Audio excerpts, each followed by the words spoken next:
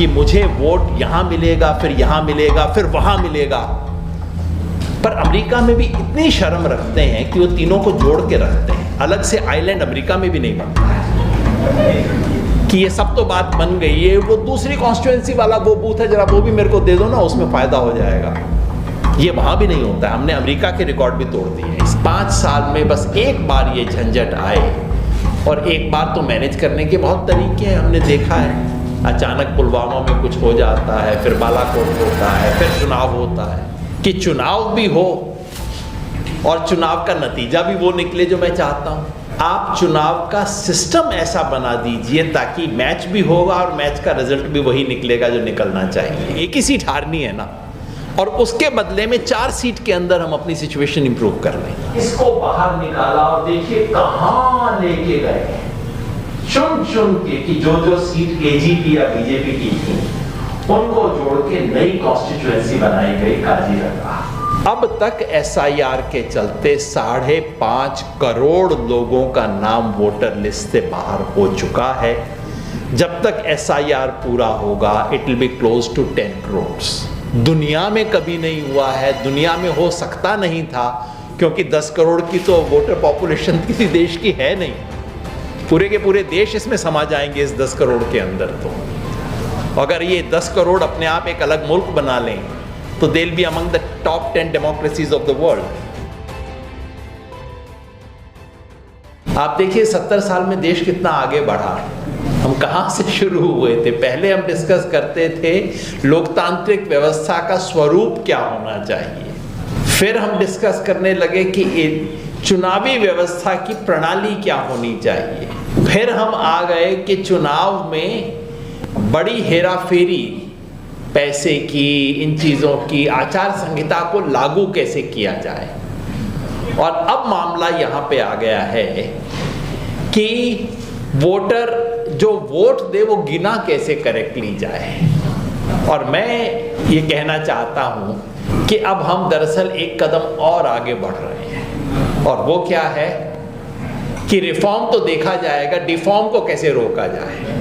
तो 70 साल की रिफॉर्म की चर्चा के बाद अब हम डिफॉर्म पे आ गए हैं कि चलिए इसको कैसे रोका जाए, बाकी तो जैसा है सिस्टम वैसा है। तो उनका संकट क्या है कि चुनाव भी हो और चुनाव का नतीजा भी वो निकले जो मैं चाहता हूं। उसके लिए आप चुनाव का सिस्टम ऐसा बना दीजिए ताकि मैच भी होगा और मैच का रिजल्ट भी वही निकलेगा जो निकलना चाहिए।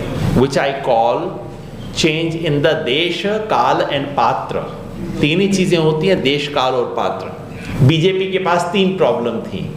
देश के कुछ इलाके हैं जहां बीजेपी को अच्छा वोट नहीं मिलता, कम से कम सिक्योर नहीं है। दूसरा, कुछ ऐसे वर्ग हैं जो बीजेपी को, लोग हैं जो बीजेपी को वोट नहीं डालते।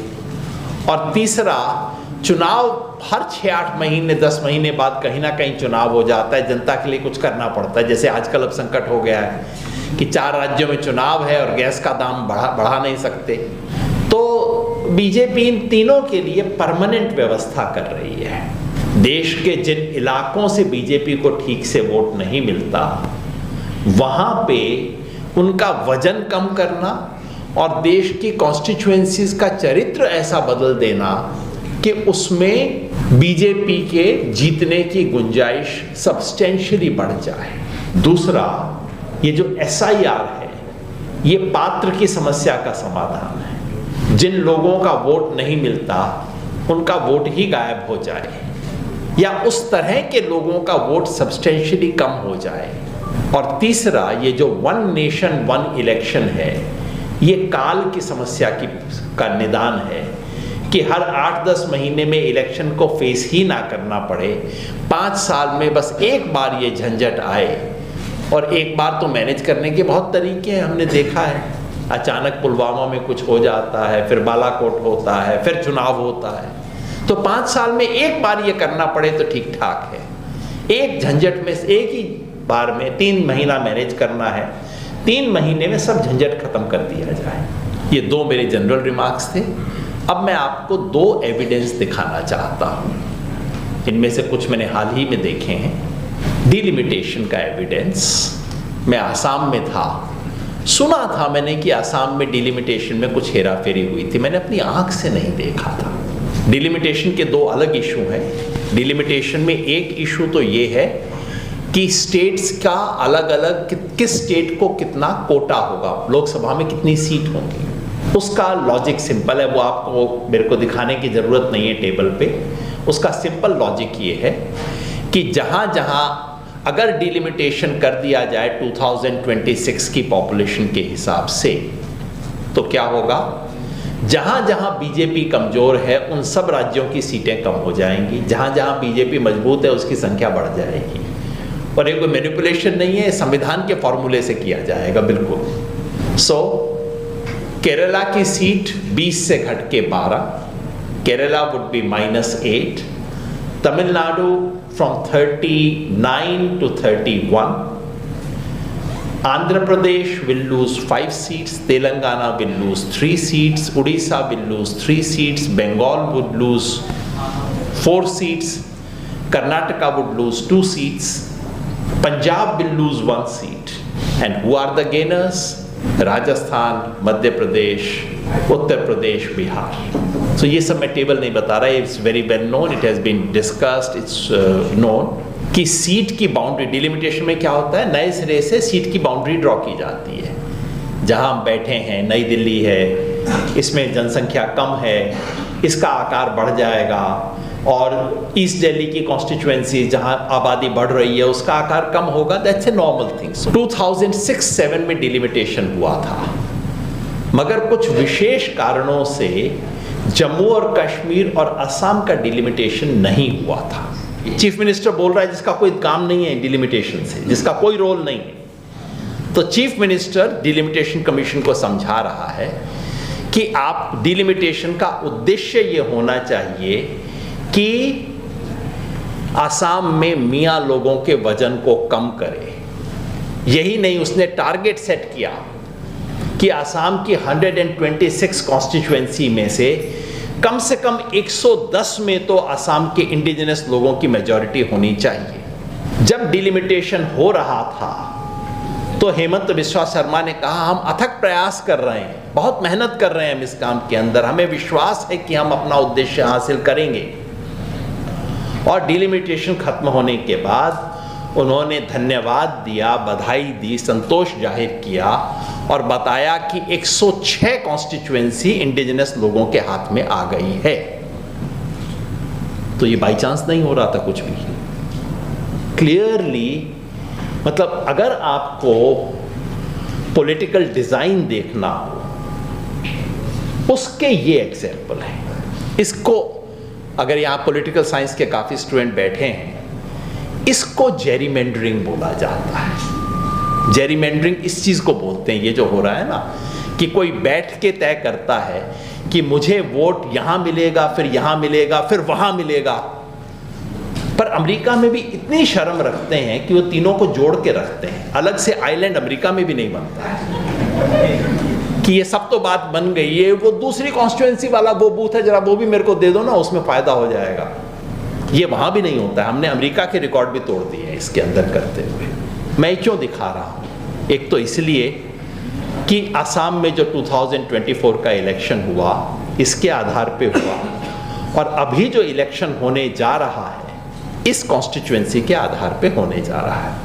और इसका डायरेक्ट रिजल्ट ये है कि लोअर असम का इलाका जहाँ काफ़ी मुस्लिम पॉपुलेशन है, वहाँ कांग्रेस और बीजेपी का एग्जैक्टली एक बराबर वोट आए तो बीजेपी को 10 सीट फालतू आएंगी। इसको क्लासिकल अमेरिका की भाषा में समझा देता हूँ, क्योंकि अमेरिका में इस तरह की हर चीज़ के लिए बड़ी सुंदर लैंग्वेज होती है। इसको बोलते हैं पैकिंग एंड क्रैकिंग। मतलब जिसका वोट आपको नहीं मिलना, या तो उसको छितरा दो। मुसलमान का वोट 50% है, उसको 4 कॉन्स्टिट्यूएंसी में बांट दो, कहीं 25 हो जाएगा, कहीं 30 हो जाएगा, कहीं कुछ हो जाएगा, 50 कहीं नहीं रहेगा, सब में हम जीत जाएंगे। या अगर इतना ज़्यादा है कि छितराने से काम नहीं चलेगा, तो उसको पैक कर दो। जिस कॉन्स्टिट्यूएंसी में मैं हमेशा 20,000 से हारता था, कोई बात नहीं 80,000 से हार जाऊंगा, क्या फ़र्क पड़ता है, हारना तो ऐसे भी है वैसे भी है। लहरिया घाट जो आप देख रहे हैं एग्जैक्टली ये केस है। जो कांग्रेस हम मतलब जो बीजेपी का कोई चांस ही नहीं था और कांग्रेस जीता करती थी हमेशा, AUDF जीता करती थी, तो बीजेपी ने कहा 20,000 से क्यों हारे, हम 80,000 से क्यों ना हार जाए।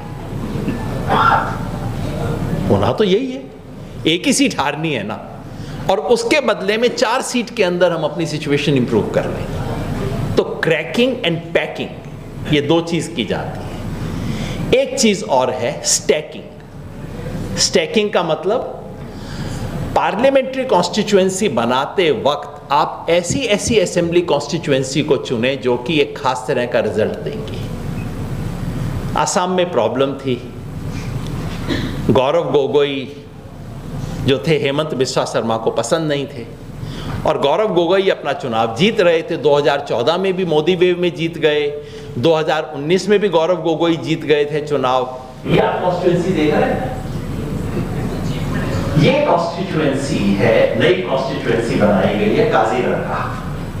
पहले क्या था, इस कॉन्स्टिट्यूएंसी में गौरव गोगोई चुनाव लड़ते थे, कॉन्स्टिट्यूएंसी की शेप नॉर्मल थी, इस इलाके के साथ ये इलाका जुड़ा हुआ था, यहां मुसलमान है, और गौरव गोगोई मिला के कंफर्टेबली जीतते थे। इसको बाहर निकाला और देखिए कहां लेके गए, चुन चुन के कि जो सीट AGP या बीजेपी की थी उनको जोड़ के नई कॉन्स्टिट्यूएंसी बनाई गई काजीरंगा। इसको बोलते हैं स्टैकिंग। आपने उनको स्टैक इस तरीके से किया कि रिजल्ट है। जाहिर है गौरव गोगोई को छोड़ के जाना पड़ा, वहां से छोड़ा उस कॉन्स्टिट्यूएंसी को। भारत में काफी समस्या हमारे इलेक्शंस में थी, मगर जेरीमेंडरिंग हमारे यहां नहीं होती थी। छोटी मोटी हेराफेरी होती थी, मैं जानता हूं, कुछ बहुत बड़े नेताओं की कॉन्स्टिट्यूएंसी में अचानक एक असेंबली सेगमेंट माइनस कर देते थे, कोई दूसरा प्लस हो जाता था, खबर आती थी कि नहीं थोड़ा फोन चला गया था। ऐसी हुई है, छोटी मोटी हेराफेरी पहले भी होती थी, ऐसा नहीं कि कोई दूध से धुले थे हम पहले, लेकिन ऐसी सिस्टेमेटिक इंस्टीट्यूशनलाइज्ड लार्ज स्केल हेराफेरी which would permanently change the outcome, this has never happened in our country before. पहली बार we saw it in Assam and exactly the same thing has been done in Jammu and Kashmir. ये दोनों का एक साथ हुआ था, दोनों में यही हुआ है। जम्मू कश्मीर के मैप्स अभी नहीं है मेरे पास, लेकिन एग्जैक्टली दोनों जगह यही खेल हुआ है। और वहाँ पे भी यही था कि कश्मीर वैली 95% मुस्लिम है, 98% मुस्लिम है, लेकिन जम्मू जो है वो एंटायरली हिंदू नहीं है।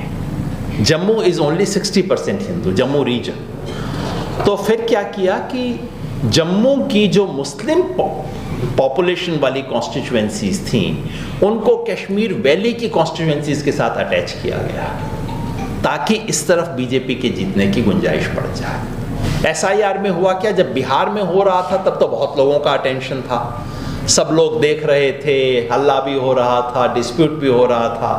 बिहार खत्म हो गया, अब सब लोगों का इंटरेस्ट ही खत्म हो गया। बिहार इलेक्शन का रिजल्ट आया, लोगों ने समझा SIR पे रिजल्ट आ गया है, उसके बाद किसी को कोई इंटरेस्ट नहीं। उत्तर प्रदेश को देखिए, उत्तर प्रदेश में 15 करोड़ 44 लाख वोटर थे, होने चाहिए थे 16 करोड़, 16 करोड़ 7 लाख। ये बात सिर्फ मैं नहीं कह रहा हूं, उत्तर प्रदेश के माननीय मुख्यमंत्री योगी आदित्यनाथ जी प्रेस कॉन्फ्रेंस करके ये कह चुके हैं कि 16 करोड़ वोटर होने चाहिए उत्तर प्रदेश में। अभी तो कम है, उत्तर प्रदेश के फिगर्स भी बदल रहे हैं, वेस्ट बंगाल के फिगर्स भी बदल रहे हैं। सो सिर्फ ये चीज कि देश के इतिहास में आज तक, सिर्फ देश नहीं दुनिया के इतिहास में आज तक कभी भी इतना बड़ा डिसएनफ्रेंचाइजमेंट नहीं हुआ है। अब तक SIR के चलते 5.5 करोड़ लोगों का नाम वोटर लिस्ट से बाहर हो चुका है। जब तक SIR पूरा होगा it will be close to 10 crore. 10 crore people are being thrown out of voters list. ये ना सिर्फ इंडिया में कभी नहीं हुआ है, दुनिया में कभी नहीं हुआ है, दुनिया में हो सकता नहीं था, क्योंकि 10 करोड़ की तो वोटर पॉपुलेशन किसी देश की है नहीं।